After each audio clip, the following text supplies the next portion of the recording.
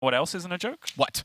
What's not a rivalry joke, Sottle? between Hunterace and Orange. True story, but a Yeah. friendly rivalry. Yes. And this matchup in terms of players we've already talked about, right? They are good friends, they are practice partners, but they love to just stick the needle in a little bit where they can and just throw some shots back and forth, get some beef going, get some friendly smack talk going. So they have both been doing that in the lead up to this. But in terms of deck matchups, there's a couple of really, really interesting things potentially going on as well, because this warrior build from Hunterace is one of the most interesting that we see in the tournament. He has an Azalina Soul Thief, and he has a Spell Ward Jeweler in there.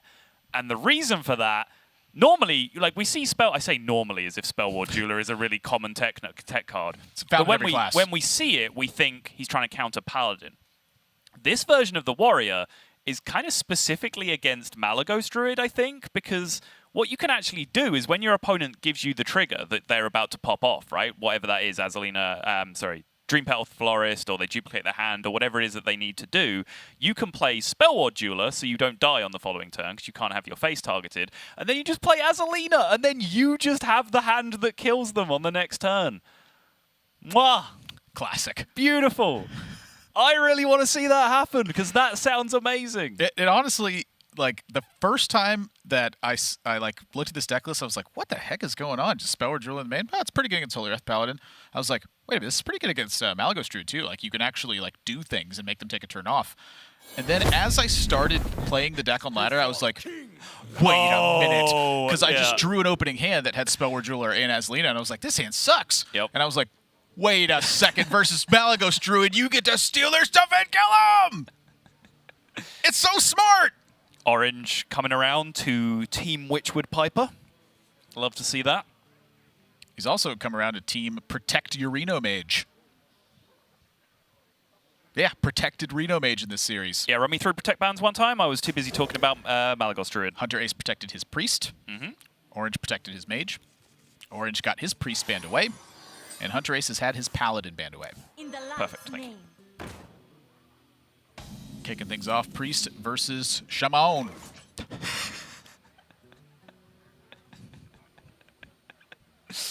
Admirable making a late bid for the caster awards of worst way to pronounce Shaman.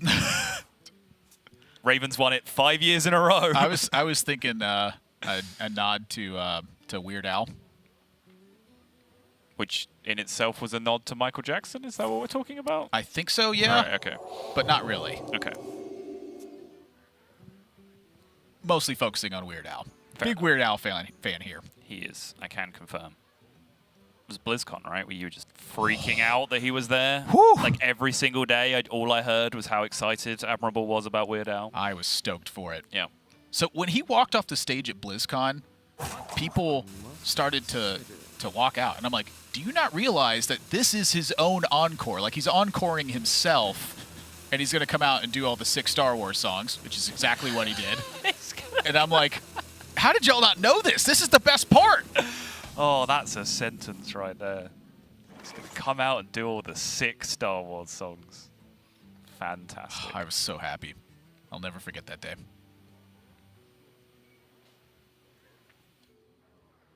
Meanwhile, in the game of Hearthstone. Well, we've approached a relevant turn here for Orange. Deloa, speak to me. I hope you like my invention. Scary prospect, just dropping small minions into a Light Warden board, but I think Orange needs to make this hand do something sooner rather than later. Find answers. I feel like Hunterace perhaps spotted something as he just... So when he saw the Novice, he made like a gesture, and I'm like, wonder what he's thinking about. Well, so Orange paused this turn, which seems to directly indicate that he was thinking about mutating the Novice or not. And then you saw, just for a second, he just started playing with all of his other cards, which I think is directly trying to mask the idea that all he was thinking about was mutating his Novice Engineer. Because it is something that you do in the matchup against Priest. 2 mana 1/1s being turned into 3-drops is a big, big tempo gain for you. 1 to 2, not as big. 0 to 1, not very big. But 2 mana 1/1 specifically into 3-drop. Questing Adventurer into 3-drop, not Explorer. Explorer. Either one. I mean, Questing Adventurer into a 3. You turn that into a random 3-drop, it's not nearly as good. Why would you just recombobulate your 3-drop? Yeah, okay. Ooh, that's a card. I forgot about that one. Yeah. We were talking about it the other day because we've seen the errors in Grandmasters. I think it was Patra who tried to evolve her Sea Giant thinking it would heal it, whereas that did used to be the case with cards like Recombobulator, which is why some people make that error.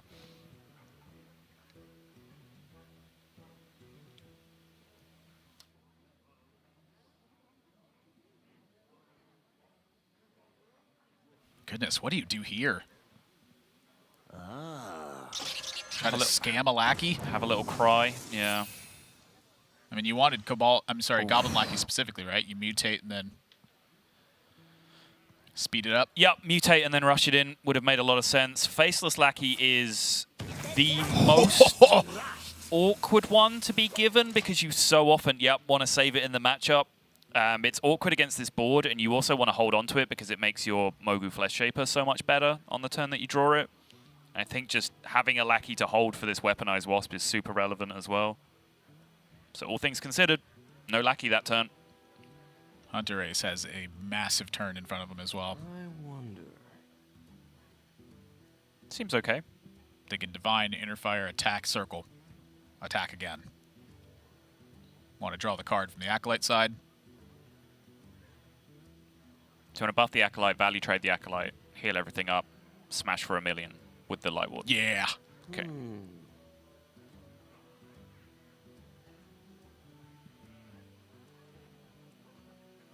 Yep, agreed.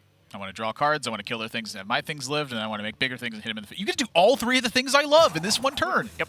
After careful consideration, I approve. You are now allowed to do that, says Sonal. Yeah, Orange Face. Accurate for the circumstance. Yep. And then Hunterace picks up the 1-drop as well to go alongside the Armet turn. Mind Control Tech starts to come into consideration. Also, I think when it's Hunterace, it works the other way around, right? Like, when he makes a play, he is then giving us permission to have said that previously. That's how it works. I will disagree. Okay. He's a jolly fellow. For my glory. My time playing with Hunterace, he will entertain even the most miserable of ideas that I've had. Which is why he is so damn good at the game. Yep. It's still good. It's just a 6/6 Acolyte. It's still good. It's still good. It's just a little Divine Spirity. It's still good. It's still good. Just Light Warden getting to an outrageous point of health. It's still good. It's still good. There's It's gone. There's an Armet in hand. Oh, it's gone. I don't know what you roll here, but I like that Orange is fighting as aggressively for board as he can. He's throwing caution to the wind. He's throwing all heed to anything out the window and saying, I got to get stuff in play and I got to fight for board. Yep. And he's not wrong.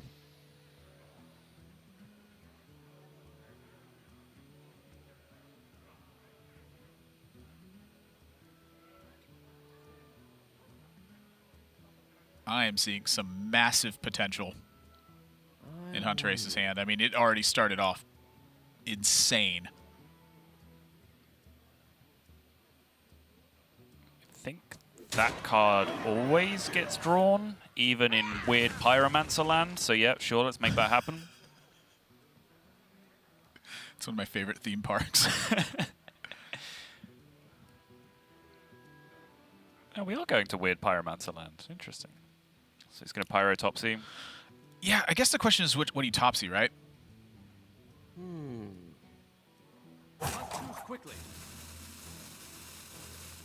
This is the part of that turn that concerns me. Is why I thought the Wild Pyromancer looked a little bit weird.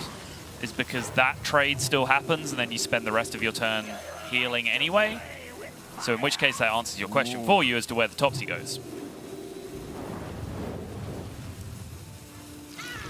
No sidekicks.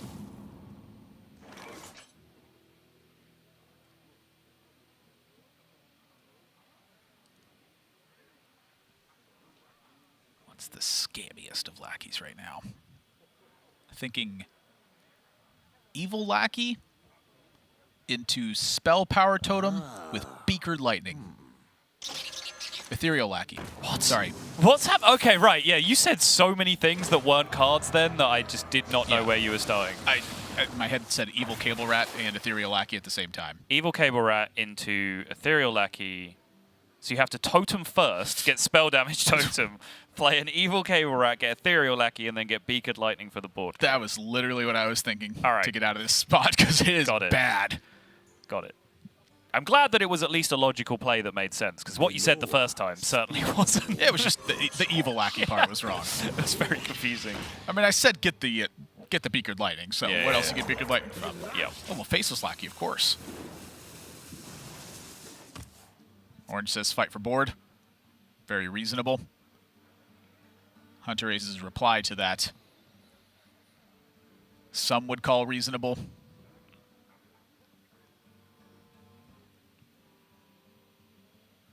Important to note that there are no tech cards in Orange's deck that affect the situation. No Plague of Murlocs, no Urshocks. Good. I believe he was playing a Plague of Murlocs last week. I think that is a big improvement. I know it sounds dumb when we're literally just playing the Priest matchup right now, but I honestly think most of those cards are just bait to have enchantment. Like, I don't think they make you win this matchup, so like, why are you bothering? Just play the good cards, win the other matchups. Hey, I got you, friend. Orange, if you weren't playing a Plague of Murlocs last week, I apologize for that horrible accusation. Is someone injured? I never want to wrongfully accuse someone of playing Plague of Murlocs in their deck. Apologize for the spectator issue here. We're getting it handled as quickly as we can. Thank you for your patience. In before there's a Circle of Healing, and this turn just ends up lethal when we miss it. Nope, seems like the game is continuing, but yeah, hunterace seems to be having some spectator issues on his side. Yeah. We have lost spectator on our desktop version as well, so hopefully we can get that reconnected as soon as possible. A very loud crash take place. I'm guessing that was to Orange's face. Yeah, I think that was about 9 damage from a Light Warden going face. Yeah, so we're trying to get this fixed and settled as quickly as we can. As it stood, I do think that there's some minor chance for Orange in that position.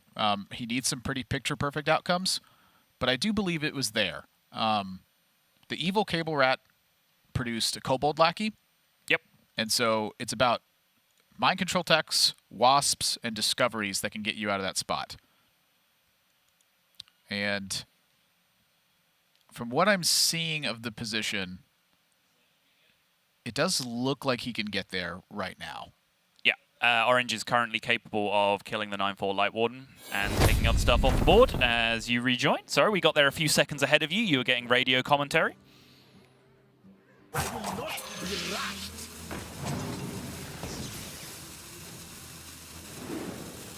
So yeah, the two big threats, the Acolyte and the Light Warden, have been able to be taken down this turn due to that Kobold Lackey pickup alongside the Weaponized Wasp. And there's the auxiliary threat of the additional card draw from Northshire Cleric. Yeah, bad news. That one's still living.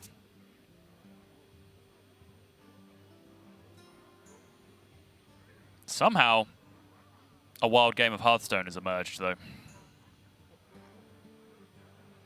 Yeah, I think hunterace's next turns are going to be a bit too powerful for Orange. It was the Acolyte, really, that changed all of this. Yep. You know, having the Divine Interfire on that early, alongside the Circle of Healing for the big Light Warden, like that it's just such a ton of early pressure that takes place that battling back for board leads to spots like this for Orange. Where again, you have a chance, but you need picture-perfect outcomes. You do.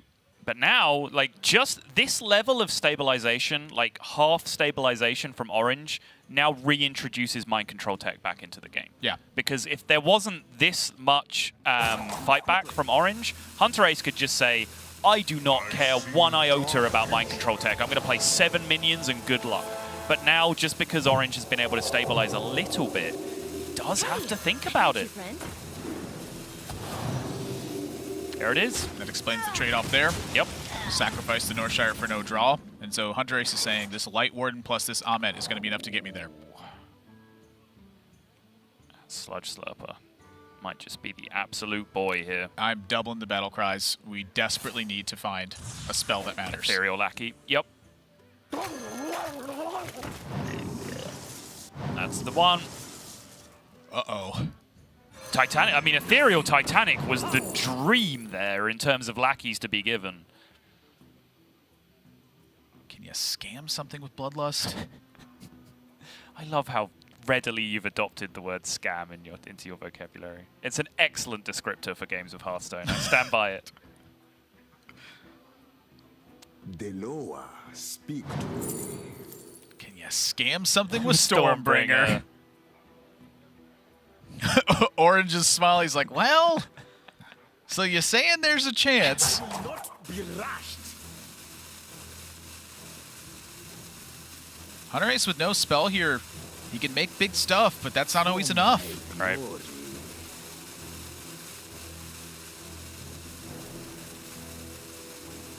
Kill Cleric, make big taunt thing.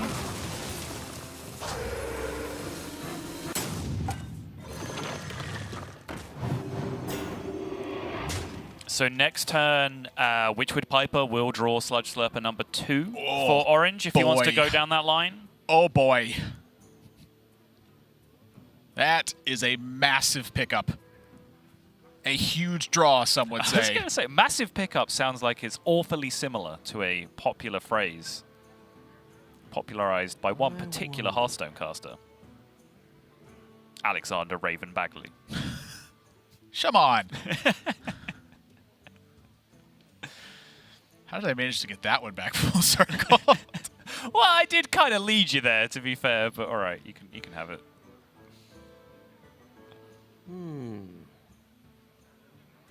Extra arms the Amet, Wild Pyromancer, extra arms the Amet. Full clear, one face. Really interested in the one face part of that description.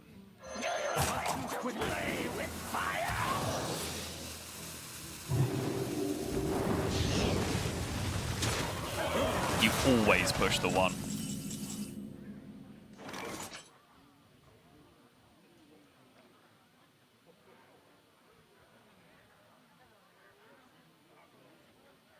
Well, good luck, Orange. Yeah, Piper pulls Slurper, Slurper pulls Ethereal, Ethereal pulls Earth Shock. I is think the best thing that you have available. I think you got a to two-turn set this up. I want a Hero Power, play Witchwood Piper, and then play the Sludge Slurper, and then look to react next turn. Okay. All right, I can get on board with that, sure. I don't think a single spell's enough here, ever. Does Shudderwock do anything? Does he ever not overload this turn so he can Shudderwock the next turn?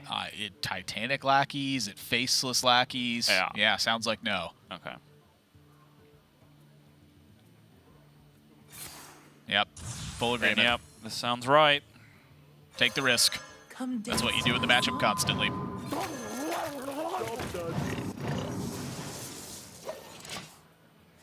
Evil Totem was not the 2 he wanted in that spot either. He wanted something immediate for the next turn, Novice Engineer or Evil Cable Wrap. Doesn't matter, because there isn't a next turn. There is a next game, though.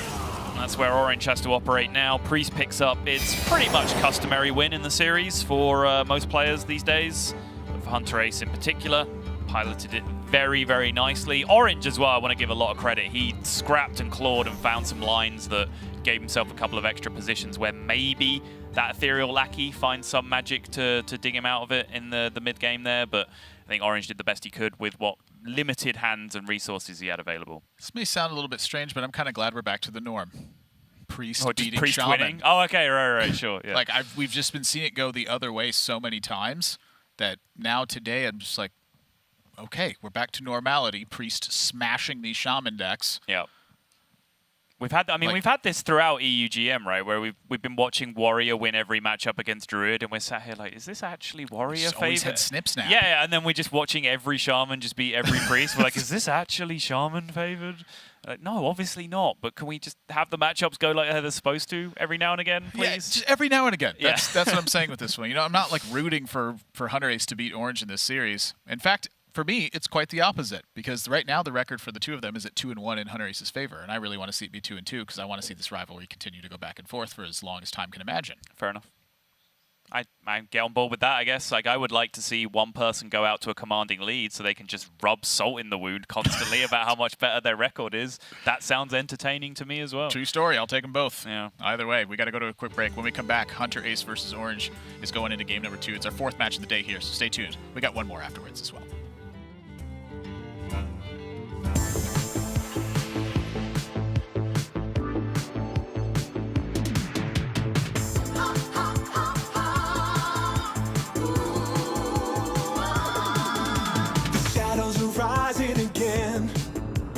Darker than they've ever been. As evil descends from the skies, the world cries out, how will we survive? Out of the hall of explorers, and up from the dusty tombs. They grab their whips and fedoras. These legends of the past know exactly what to do.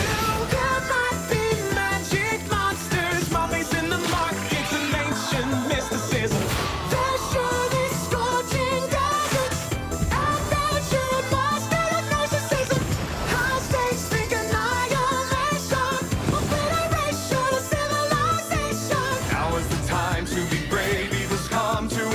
But this league's gonna save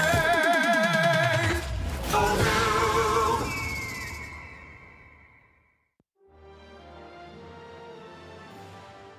My name is Casper. My alias is hunterace. My username actually goes way, way back. I didn't actually come up with it myself. My father is like somewhat of a gamer and he had like his own gaming stuff. But what I did was I just stole one of his tags and used it for myself. So hunterace is really your dad? Well, not anymore. Right now I reached like my ultimate goal for this year. We happened to win the World Championship and that was like the biggest thing, so I'm like still extremely happy about that.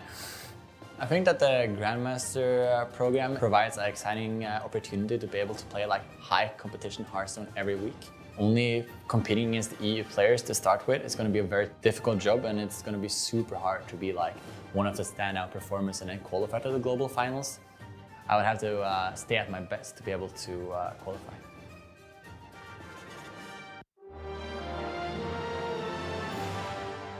My name is John Westberg. In game, I'm Orange. How I came up with my username, there's really no interesting story about it. I just always really liked the color orange. What Grandmaster means to me, it means a lot of things. I've been enjoying these past few years like no other. It's been the best years of my life. But starting off from square one each and every year has certainly been quite brutal. But finally getting like some recognitions and like, hey, you guys are the top players in the world of this game. It really means a lot to me. It makes it so these past years of work has definitely been worth it. What I'm looking forward to most about the Grandmaster experience is definitely that I get to compete every single week against what is considered to be the absolute best players in the world.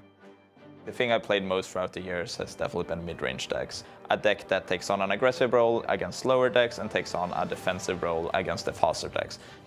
To prove myself that I really make it among the best is if I make it to the global finals. It's a pretty big goal. It's going to be very, very hard. I think this might be it. I think this might be my time to really shine.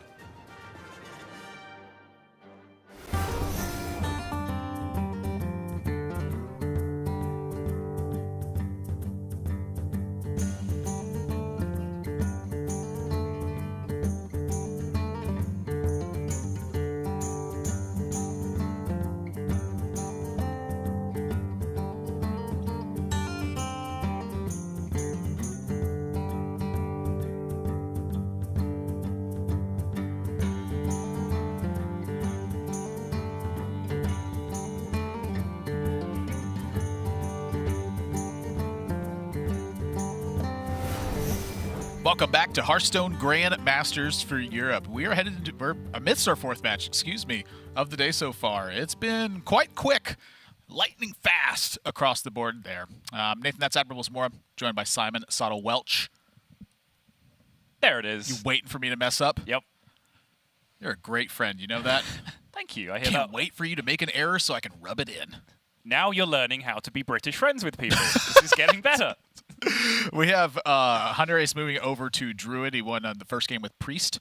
And Orange is going to be on the Reno Mage list. So let's go ahead and take a look at that list to see what we're in store for here.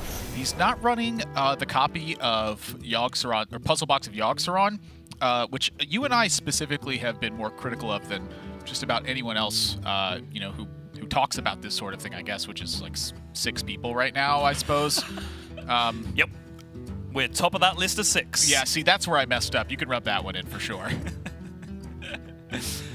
Say something. I mean, yeah, I think we've beaten it into the ground. Like, for us, sure, it's a low win rate card, but it will always be a low win rate card because it's a card you play in desperation. I think that desperation is useful. I think we saw some spots yesterday where Tortollan Pilgrim into Puzzle Box was an out for Orange that he didn't necessarily leave himself available.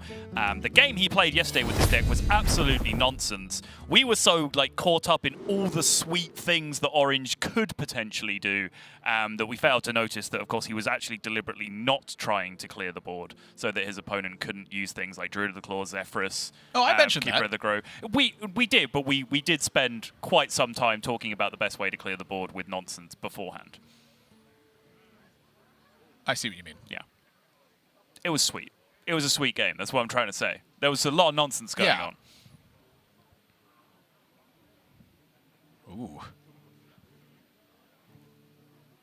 I'll tell you what 2 cards I'm keeping in Orange's hand.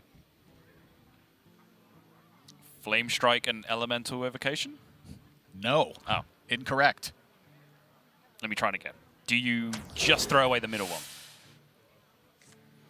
I'm curious about it. Well, so that's why I want to ask you, is there a specific early thing that you want to do with those 2 cards together? That Yes. Go ahead. So on turn 3, I want to Evocation. I want to play Zephyrus. I want to get to myself an Edwin Van Cleef and slam it in play. Ah, okay. When Edwin Van Cleef is 6/6 or greater, and you have limited mana, it's often available and offered to you. Yep. So for Orange's side, he's offered Wild Growth and opts for it.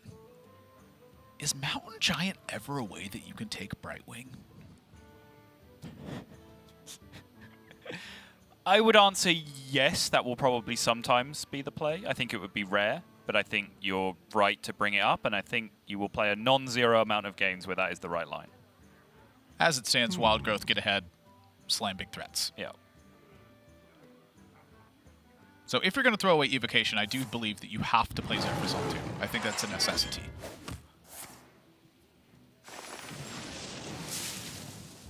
Hero Power Innovate from hunterace. We saw this. We had a much extended debate over the Bunny Hopper turn that was very similar. I think this one is a lot more obvious. Oh boy. We curving? Well, either way, you're curving. If I'm going to take Wild Growth, though, that tells me that there was no turn 3 play that Orange envisioned as likely better.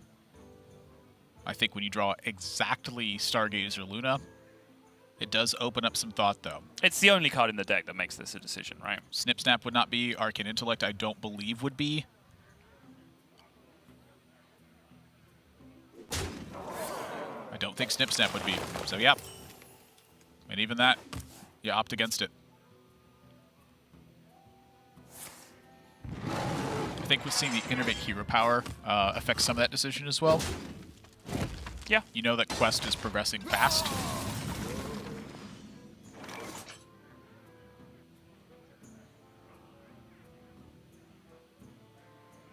I'm curious if he plays this Luna, how hunterace responds.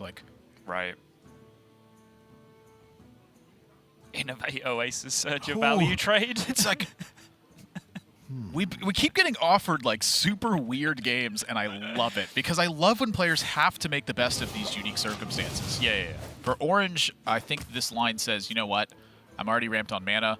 Luna's Pocket Galaxy is my best draw. It's insane if I have Luna when I play that card. This is much more potentially valuable than just the 2/4 on board. Also, if he doesn't play a card this turn, his Mountain Giant costs 6 on the following That as turn. well.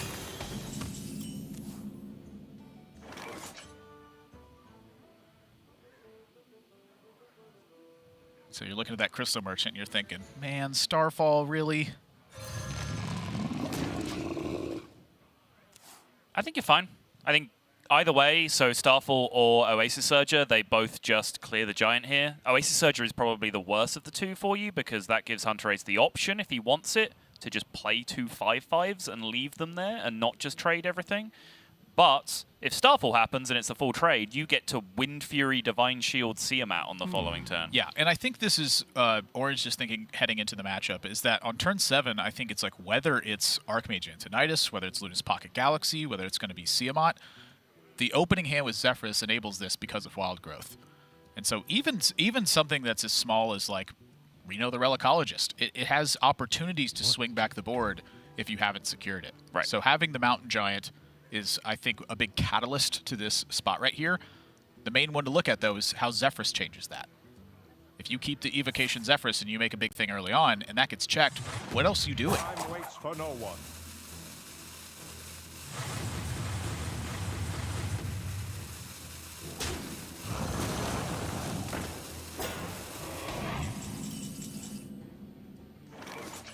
So the Anubis Defender coming down does perhaps change the kicker on what this Tiamat comes down as. You can just take the Rush Divine Shield for maximum value trade value, or you can still go for that big payoff Must be a way. with Divine Shield, Wind Fury. A little bit weaker to a Wrath in that world. Yeah, with a Taunt in the way as well, I feel like the Wind Fury doesn't have the highest payoff. It's fair. I feel like I want to keep the pressure consistent and look to Tortola and Primalist next turn. Looking for Conjurer's Calling, I assume, some of the time? Luna's Pocket Galaxy. Yep. There are still a number of spells in the deck, but I don't think you're unhappy to see a lot of the spells are there. You know, look at Arcane Intellect. Book of Spectres. Yeah, you just draw extra stuff. I'm interested into where he ends up with this. To me, this is like this is the power of Mage, is that all of your plays beget strong setups, and if your opponent doesn't respond, the damage pours on very quickly. Yep. And against Druids specifically, they don't really have a ton of removal. Like, the removal's pretty clunky. It's meant to answer wide boards and then swing it back. Yes. It is tough to swing it back against Mage. Like, this pretty much keeps happening if you do not seize the board early. What to do? You're Druid. You're not really seizing boards early. This Power of the Wild is a pretty big deal. And I will say, I've been in my bag about this all weekend. But if there's the one thing they do that will seize boards pretty much no matter who you are, it's Oasis Surger Floop. Like, that is just disgracefully powerful. But this Power of the Wild, yeah. this Power of the Wild is the big kick up because it means one huge board gets to stick around. This is not just big trades into a Tiamat and you lose your board.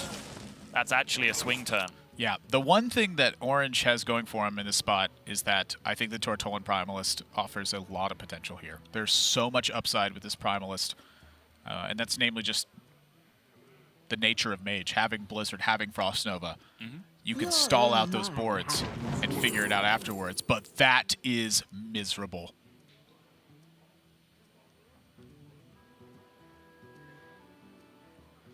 That is about the most losing concoction of spells that was possible. Polymorph, I think, was still pretty bad here. Conjurer's Calling was mostly very bad to see there. Yeah, pretty mediocre. Must be a way. But goodness, there was not that many spells in the deck, and seeing it pan out like that is... It's kind of contextual, right? Because there's a lot of really bad spells that he could have hit in that position. Rare Frost, Evocation, Frostbolt, etc., etc., etc. But all he needs to do is find one of the playable ones that turn. He doesn't need to be offered 3 good options. He just needs to be offered 1. Luna's Pocket Galaxy, Arcane Intellect. 8 spells in the deck. Book of Spectres. So now Orange is going to have to recover from that position.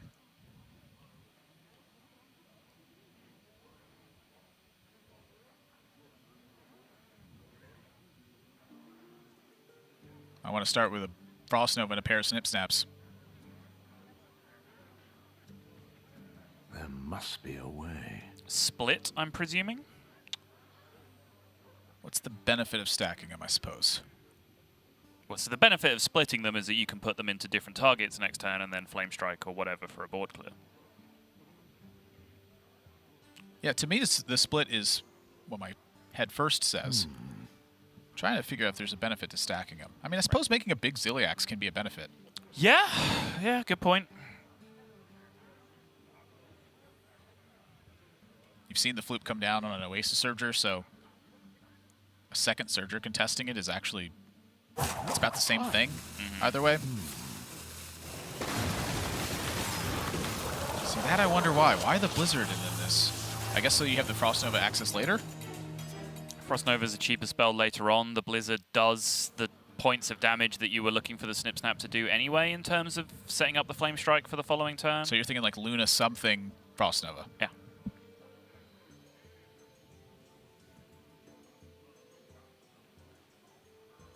I mean, worst case scenario, draw Pocket Galaxy. Ooh, that's exactly what he's thinking about. Yeah, Pocket Galaxy Frost Nova, and then find yourself your Miracle turn on the following turn. Antonitis. That is two major reasons in the deck to have the Frost Nova instead of an extra Snip Snap. And it just, I feel like I see this consistently across Europe by comparison to, you know, the years I've spent casting mostly America's players, is that they play to the draw in a very impactful way. Time waits for no one. Very rough draw, rough turn for Hunterace. Just a little awkward as to how the sequencing works. Whether he wants to nourish first, whether he wants to nourish at all, whether he's just going to play maximum tempo just to try and secure things on the board against Flame Strike, which I think is the line that makes the most sense. What he ends up going for, but even then, the two 1/1s that remain in play.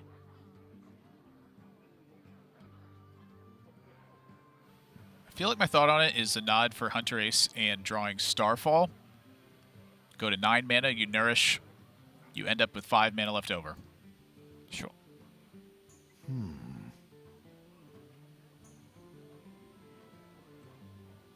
This is still a twin spell Ray of Frost, right? Yes, that's an additional copy. Okay.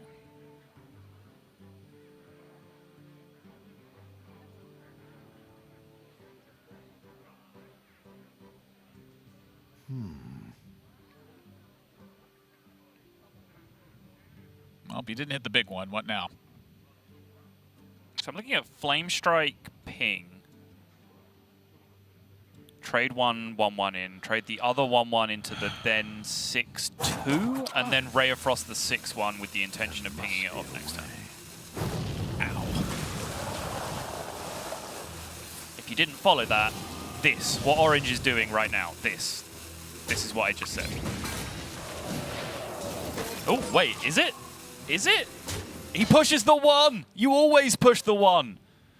That's not what I said at all. I thought you said you don't push the 1. Completely different play. You can't tell me you always push the 1 and then tell me to never push the 1. You got to pick a stance. I want to know, are you a 1 pusher or are you a no pusher? I would have thrown that 1/1 into the 6/2. Okay. Hard line stance. Yep. Oh, I am never short of those. Don't you worry. Elise active. There's 11 cards left. I think the reason the 1/1 isn't going into the 6/2 is that he was scared of Cenarius coming down. In which case, he has... It's a Celiax in hand, right? Yeah, he has a Zilix, exactly. Yeah. So he hasn't thrown away the 1/1 into a 6/2 when it doesn't matter if Cenarius comes down, then he also has that 1/1 on board, so his Ziliax comes down and does 4 damage, which is a relevant number to do against a Cenarius board. Time waits for Get no it. one. I got to admit, if I'm in Hunterace's spot, I am really interested in this Elise the Enlightened. There is a lot of disastrous things that can happen, though, is what I'm worried about. In terms of your next draw? Need a hand, Explorer? It's just the strongest thing you can do. Yep. I agree with that. And Orange's face, I think in response to seeing that the Elise is active with 11 cards left, fairly apt, and this panic that's setting in is also fairly apt. You are in trub. The lowest cost minion in your deck is a Doomsayer. Observe and reflect. Ziliax trade, get some 5 drops.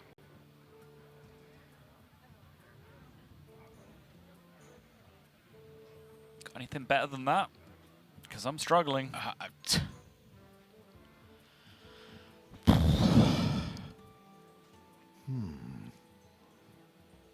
Luna turn? Well, I'm kind of curious, like, if you Luna Witchwood Piper, Like, Doomsayer just absorbs damage in that spot. Yep. I guess my question is, do you need to land that Doomsayer if that's the line you're going for? Are the 5-drops good enough? I don't know, man. He got pretty bad on the 5-drops. I mean, it's pretty unlucky on the 5-drops, but I don't know what I'm hunting for if this is my line. Like, I guess it's for hunterace to develop big into the board and then land Witchwood, Piper, Frost Nova, Doomsayer. Try to recover afterwards and scam away with Luna.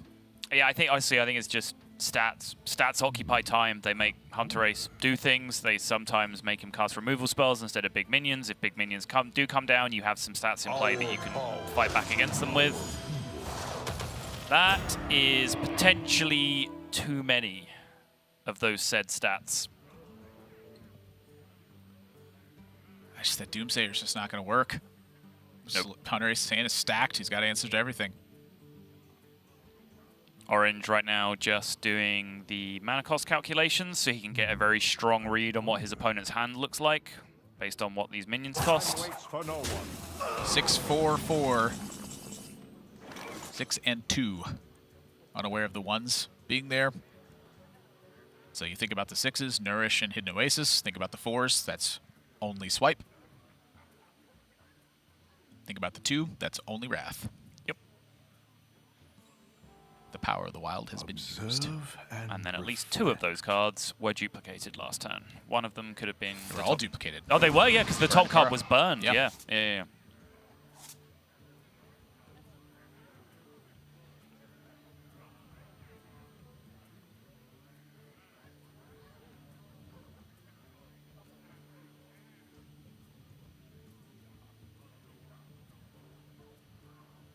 There must be a way. I don't know about that one. Sometimes there just isn't a way. Fine. Thinking a Caligo Straw. Okay, I'm interested. Into a card that's not included in the deck. You mean like a nice puzzle box of Yogg-Saron? It's not nice, but you know what? When I'm this far behind, I'll take it. Yeah.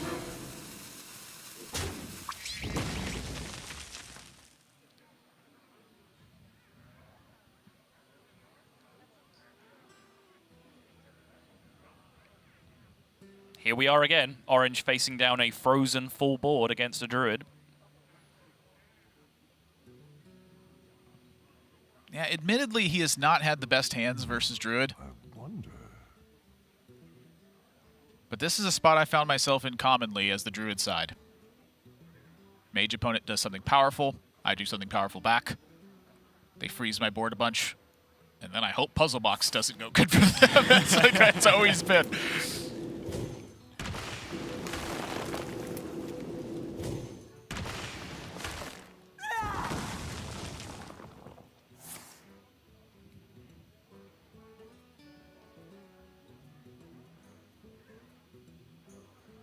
Great googly moogly. I was thinking about the crystal power and how that impacts anything. I feel like the Lodi's just better. If there's something that's gonna like really beat you, it's gonna be something drastic. And so that tells me take the Lodi, have an answer to something drastic. No more freezes in the deck for Orange. No Caligo Strawn. It is desperation time. What does desperation even look like in this situation, though? I'm thinking Conjurer's calling that too on the other side. Observe and reflect. There's only 1 2-drop, right? Yeah. Just think, can you ping that one off to make the 2 spaces and then do it on another one? But no, you can't. Spectres is trying to fetch Discovery on a spell in Volpera Scoundrel. Volpera Scoundrel into Frost Nova again. Sure. Does look like Doomsayer time.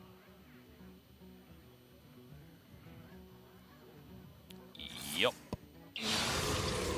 Nope. Well done.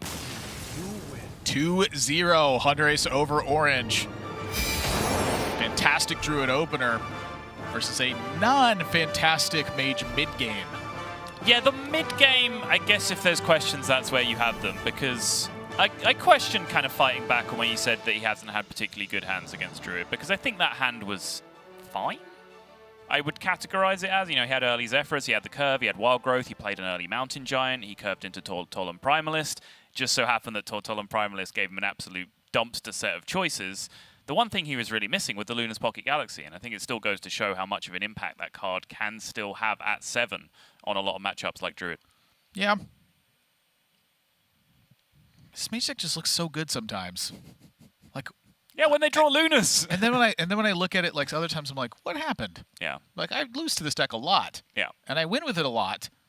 Sometimes I just look up and I go, what is happening? Highlander deck, nature of inconsistency. Sometimes it just draws the curve and it looks unbeatable because they have such a range of options and they just draw the perfect one every turn and it punishes you. But a lot of the time, it's just some mediocre cards that wouldn't be good enough to make the cut in a 2-off deck. True story. That's exactly what I was alluding to. Good pickup. Let's get an interview with hunterace, our winner for this match. hunterace, can you hear us? Yes, I can hear you guys. Hello. Hello, and congratulations on your win. You are now a 3-1 match score versus Orange in Grandmasters. What is your score versus him overall in competitive play? Do you know that by chance? Oh, I'd never won versus him before Grandmasters, so I think right now I should be like 3-4 or 3-5, one of those. I've actually lost quite a lot to him in tour stops or playoffs. So yeah, it's pretty good to get some wins versus him now. That was like the only thing he had on me, that he always beat me. But yeah, not anymore. I want to talk about your warrior deck. Like, I kind of guessed that the idea here is that you'd like Spell War Jeweler and then you Azalina a Malagos Druid's hand and then you just kill them right back on the turn they're going to do it to you. Is there something else going on here that I'm missing on top of that? The warrior's interesting, I had some specific reads on my opponents this week, and I felt that it made some sense to bring a warrior like that. And even though it didn't get to see any play in this week, and I think that it had a lot of impact on what decks my opponents ended up playing, and also what decks they ended up protecting. So you saw in both my series, both Orange protected the Mage and Kolento protected the Hunter, right? So from my perspective, that's like a weakened protect. So even though the warrior didn't play a game this weekend, I think that it did very well in the lineup. So saying just like bringing any deck that makes your opponent not protect Priest is worth it in the lineup? Well, it depends, right? Because there's other ban sequences that can happen in both Kolento and the Orange series. What would have happened if Orange went for the Protect Priest line is that we have a 50-50 flip on me being favored or we being very flippy in the series. And in the case where he gets the right ban Protect sequence, we end up having this mind game where I have the warrior and he has the priest, and it's just timing, And I think that maybe the Spell Word Jeweler on top of it made him go for this protect. Who knows? So you sit at 9-1 now on top of the standings, and it is like you're dominating the season at this point. But as we're coming to that close now, you have 4 matches left. This is the last season that you can make it to BlizzCon. How much is that weighing on your mind as we come to these final moments? Is that hunger to simply win the global finals there, or are you just taking it one step at a time? Well, I wasn't really thinking that far so far this season, but I'm reaching the point now where I have playoffs secured and I almost have first place. But first now I just want to focus on first place, and I'm definitely very interested in claiming my spot at BlizzCon. That would be super good. But it's going to be super tough because the playoff stage is 8 people, so you don't get that much of an advantage for being way higher seed than everyone else. All right, well, hunterace, this is your time and this is your platform. It's the last time we're talking to you, at least this week. Anything you want to say before we sign off and go into week 6? No, I'm good. I'm a bit sad for Orange there. He didn't really get to play the game too much. Like, his decks had pretty poor draws. I know that it could draw better than that, and that's kind of unfortunate that it panned out that way. But I hope he gets back in the upcoming weeks and has a strong performance and gets it through to the playoffs. Just when I thought he was going to rub salt in the wound. Instead, kind words. Hunter Ace, thank you very much for your time. It's always a pleasure talking to you, and looking forward to seeing your matches next week. Yep, see you guys. Boo. 9 and 1. You're just booing him. Don't be nice to each other. Booing him. Boo that man. Yeah, Sottle's going to come out and boo Hunter Ace here. I don't know about this one. Boo. Booing the world champion. Boo. I don't know what you expected, honestly. Am I casting the casting now? Yeah, I'm not really sure what layer we were on at this point. That's kind of cool. Yeah. Casting the casters. I never really thought about that. Just add an alternate audio feed with just another caster just criticizing everything the casters say. Coming to you, 2020. I think it'd be fantastic.